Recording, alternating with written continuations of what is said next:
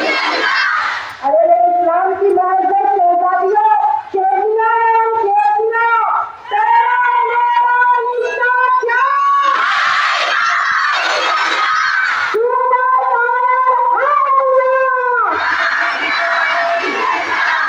नितेश राणे यांनी मुस्लिमांना मस्जिदमध्ये चून चून के मारेंगे असं स्टेटमेंट वापरलं, त्यामुळे देशातलं सार्वभौमत्व धोक्यात आलेलं आहे, ही लोकशाही धोक्यात आलेली आहे। नितेश राणेंनी केलेल्या वक्तव्यामुळे तमाम हिंदू मुस्लिम समाजामध्ये असंतोष निर्माण झाला।